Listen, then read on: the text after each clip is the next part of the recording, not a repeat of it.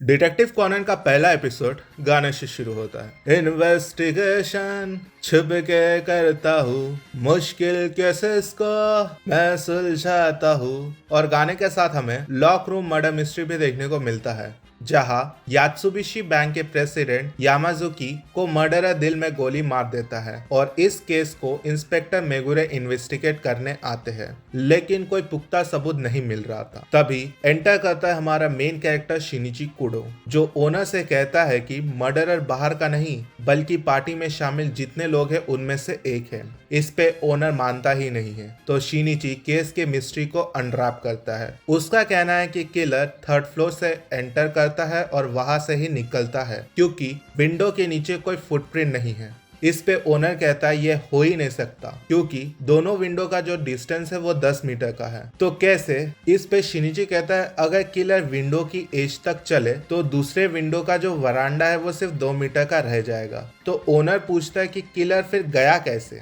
और फिर ओनर कहता है कि ये सब एक बकवास बच्चों वाली थ्योरी है। असल में ये हो ही नहीं सकता, क्योंकि 2 मीटर 2 एज तक कूदे जो सिर्फ 10 मीटर का हो, ये हो ही नहीं सकता। तो इस पर शिनिची कहता है कि अगर किलर अपने साथ रोप लेके आया होगा तो जो वो वरांडा से कनेक्ट करके दूसरे विंडो तक गया। इस पे इंस्पेक्टर मेगुरे पूछते हैं कि फिर किलर ने रोप को कैसे रिमूव या हटाया होगा। इस पे शिनिची कहता है सिंपल है, एक लकड़ी को दूसरे एंड में टाई कर दो और उसे वरांडा में अटैच कर दो, थोड़े से हिलाने से वो निकल जाएगा। तो मेगुरे पूछते हैं कि क्यों यामाजुकी उस रूम में गया होगा। इस पर शिनिची कहता है कि शायद किलर ने कहा होगा कि मेरे पास तुम्हारा एक राज है और राज चाहते हो तो रूम में आना पड़ेगा। ओनर कहता है कि बहुत हुआ, फिर कौन है जो मेरे बेस्ट फ्रेंड यामाजुकी को मारा होगा। इस पर शिनिची कहता है कि इस रूम में सिर्फ एक ही बंदा है जिसके आने और जाने से पार्टी में किसी का ध्यान नहीं जाएगा, और वो आदमी कोई और नहीं आप है ओनर जी। ओनर कहता है मजाक मत करो, मैं तो ठीक से चल भी नहीं सकता।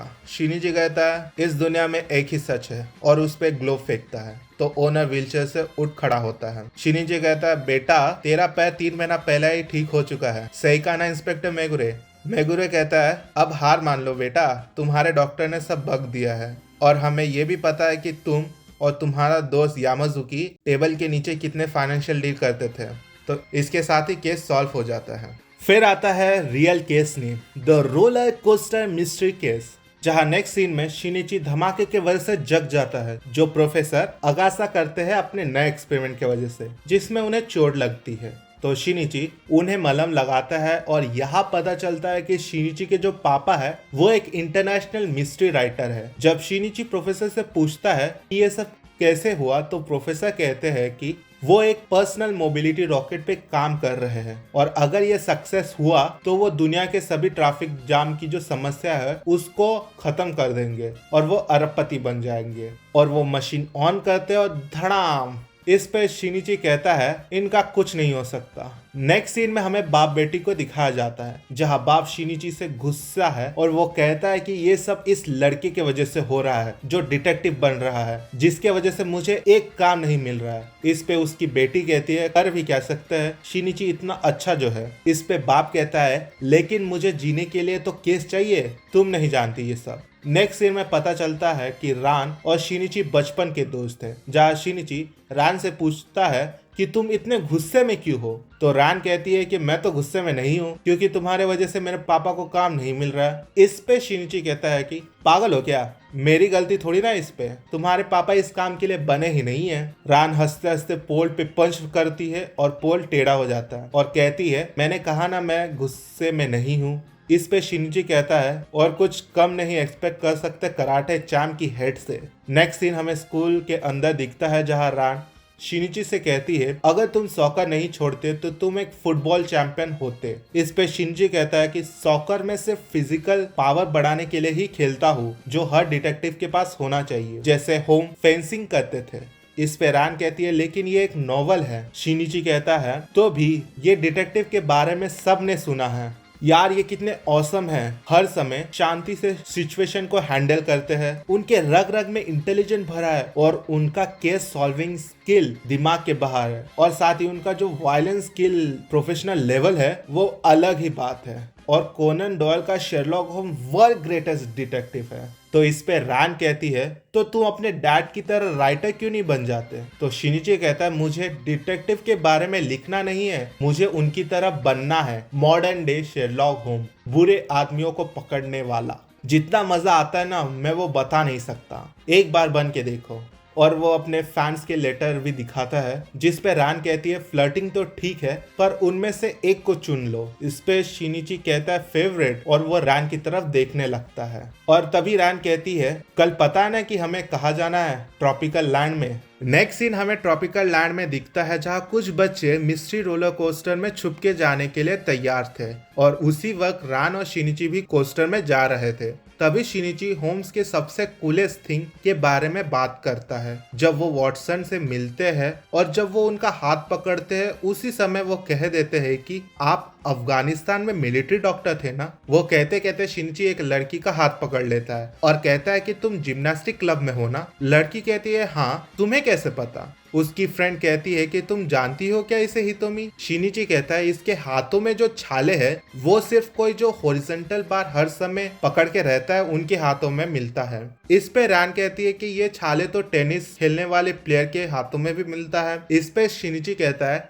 असल में जब हवा चली थी ना तो मैं उसके स्कर्ट के नीचे देख पाया था। सिर्फ वही जो हॉरिजॉन्टल बार में काम करते हैं उनके जो थाइस में मार्क आ जाते हैं। इस पे रैन कहती है तो ये तो फेयर नहीं है, तुम्हें ये सब पहले से ही पता था, और कितने देर तक तुम उस लड़की का हाथ पकड़े रहोगे? शिनिची रैन के साथ जब रोलर कोस्टर में जाता है वो कहता ही रहता है कि तुम्हें पता है कि कोनन डॉयल शायद होम्स की तरह बनना चाहते थे। इस पे रैन गुस्सा हो जाती है और कहती है कि अब बंद भी करो होम्स और डॉयल का नाम लेना। मिस्ट्री के दीवाने, मैं तुम्हारे साथ आने के लिए बहुत एक्साइटेड थी पर तुम मेरे फीलिंग को समझ क्यों नहीं पा रहे? तभी रैन थोड़ी देर के बाद कहती है बेवकूफ, मैं तो मजाक कर रही थी, तुम अच्छे डिटेक्टिव नहीं बन पाओगे अगर तुम ऐसे फंसते रहोगे, लेकिन मैं तुम्हारे साथ आने के लिए एक्साइटेड थी। नेक्स्ट सीन में रोलर कोस्टर आगे बढ़ता है और जैसे वो टनल में जाता है शिनिची के सर पे पानी के छींटे पड़ते हैं। नेक्स्ट सीन में हमें गला काटा हुआ आदमी दिखता है कोस्टर में। बाद में पुलिस भी आ जाती है। इंस्पेक्टर मेगुरे के साथ शिनिची कहता है कि ये एक्सीडेंट नहीं बल्कि मर्डर है और कल्प्रेट हम सातों में से कोई एक है जो रोलर कोस्टर में बैठा था। मेगुरे कहते हैं क्या तुम सच बोल रहे हो कुड़ो?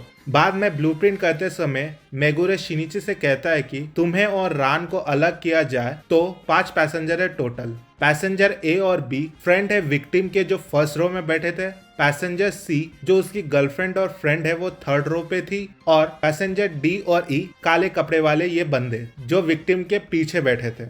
लेकिन सबके पास उनका सेफगार्ड ऑन था, तो जो लड़की उसके बगल में बैठी थी वही मर्डरर हो सकती है। काले कपड़ा वाला एक आदमी कहता है जल्दी ये केस सॉल्व करो, मेरे पास टाइम नहीं है। शिनिची उसके तरफ देख के सोचता है ये नजर ऐसी है जैसे बहुत लोगों को इसने मारा हो बिना सोचे समझे।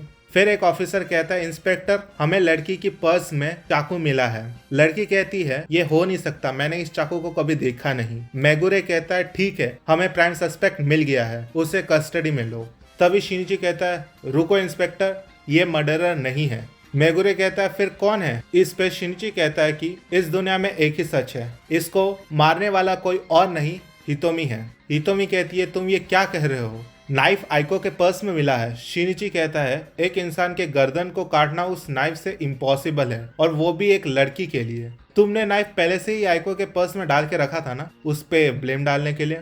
मेगुरे कहता है लेकिन वो तो फ्रंट रो में बैठी थी, तो ये मारना मुरना इसके लिए इजी नहीं होगा, नामुमकिन है इसके लिए। शिनिची कहता है नहीं, पॉसिबल है, अगर उसने कोस्टर के स्पीड और पियानो या किसी रोप को एक साथ यूज किया होगा तो। शिनिची डेमो करता है मर्डर का और वो कहता है कि मैं मर्डर हूँ और आप विक्टिम हो। पहले सेफगार्ड को पुल करने से पहले अगर मैं पीछे एक बैग रख दूं, फिर गार्ड को डाउन करूं, तो इतना स्पेस रह जाएगा कि मैं उसमें से निकल पाऊं। फिर प्रिपेयर किया हुआ रोप के एंड को हुक से बांध दूं और फिर अपने पैर को स्ट्रेच करते हुए और लूप बनाते हुए विक्टिम के सर में बांध देता हूँ। और जब कोस्टर टनल के अंदर जाएगा तब हुक को रेल के साथ अटैच कर देता हूँ। उसके बाद कोस्टर के स्पीड और पावर से गला कट जाएगा। तुम जिमनास्ट हो ना हितोमी, तो रोलर कोस्टर से ये करते हुए तुम्हें कोई प्रॉब्लम नहीं होगी। हितोमी कहती है ये सब पागलपन है, तुम्हारे पास कोई प्रूफ नहीं है। शिनजी कहता है फिर तुम्हारे गले का नेकलेस कहाँ है? वो मोती वाला जो तुमने पहले राइड के पहले पहना था, यही है ना? वैसे भी तुम्हारे आंसू ने भी मुझे क्लू दिया था, तुम्हें पता था कि विक्टिम मरने वाला था, इसलिए तुम रो रही थी। तुम्हारा आंसू तुम्हारे चेहरे से अभी तक नहीं गया है हितोमी। हितोमी इस पे कहती है कि सब उसकी गलती है, उसने मुझे छोड़ दिया। रेको उससे पूछती है कि क्या तुम किशिदा के साथ डेट कर रही थी? हितोमी कहती है सही कहा, तुम लोगों से मिलने से पहले, इसलिए मैंने डिसाइड किया कि उसे वही मारूंगी जहां हम पहले डेट पे गए थे, और उसी नेकलेस से जिसको उसने दिया था। Case solve. केस खत्म होने के बाद रान और शिनिची वहां से निकल जाते हैं। रास्ते में रान रोती रहती है और शिनिची कहता है कि रो क्यों रही हो? रान कहती है तुम्हें ये सब देखकर कुछ असर नहीं हुआ? शिनिची इस पे कहता है कि इतने क्राइम सीन में मैं जा चुका हूँ, कटी हुई बॉडी और बाकी सब देख चुका हूँ कि मुझे कुछ असर नहीं होता। अच्छा होगा कि तुम जल्दी इसे भूल जाओ। तभी शिनिची काले कपड़े वाले आदमी को भागते हुए देखता है और सोचता है ये आदमी वही है ना जो रोलर कोस्टर में था, और वो रान को सॉरी बोलता है और कहता है तुम आगे चलो, मैं आता हूँ जल्द ही। रान सोचती है मुझे पता नहीं ऐसा क्यों लग रहा है कि मैं शिनिची को आखिरी बार देखने वाली हूँ। नेक्स्ट सीन में काला कपड़े वाला जो पहला आदमी है वो कहता है कि लेट आने के लिए माफ करना कंपनी डायरेक्टर। कंपनी डायरेक्टर कहता है तुम 2 घंटे लेट हो, मैं इंतजार कर रहा था, जैसे प्रॉमिस किया था मैं अकेले आया हूँ। काला कपड़ा वाला पहला आदमी कहता है कि मुझे पता है, मैं तुम्हें रोलर कोस्टर से चेक कर लिया था। डायरेक्टर कहता है जल्दी करो और दे दो मुझे।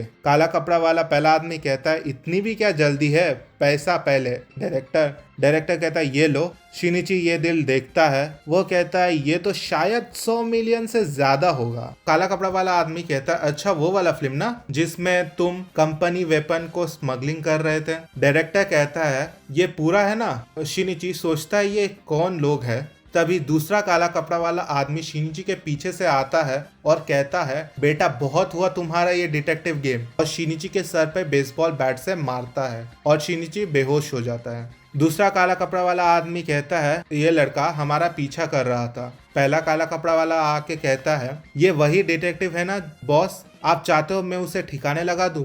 दूसरा काला कपड़ा वाला कहता है नहीं, यहाँ पे पुलिस बहुत है, हम लोग ऑर्गेनाइजेशन का लेटेस्ट पॉइजन को यूज करेंगे और इस पॉइजन को ऑटोप्सी में भी नहीं दिखेगा, ये अभी तक इंसानों पे टेस्ट ही नहीं किया गया, तो चलो इस पे ट्राई करते हैं। बाद में दोनों काले कपड़े वाले वहां से चले जाते हैं। शिनिची को दर्द जलन लग रहा है, उसे लग रहा है कि उसकी हड्डियां पिघल रही है, और साथ ही एंडिंग सॉन्ग भी शुरू हो जाता है। एंडिंग सॉन्ग के बाद इंस्पेक्टर दूसरे इंस्पेक्टर से कहता है कि यहाँ डेड बॉडी है किसी की। तभी शिनिची सोचता है मैं शायद मर गया हूँ। इंस्पेक्टर नहीं, ये अभी तक सांस ले रहा है। इंस्पेक्टर एम्बुलेंस को जल्द ही बुलाओ। शिनिची सोचता है क्या मैं जिंदा हूँ? अच्छा तो ये जहर इंसानों पे काम नहीं करता। इंस्पेक्टर कहता है होश में आओ, क्या तुम ठीक हो बच्चे? और यहाँ पहला एपिसोड खत्म हो जाता है। दी एंड।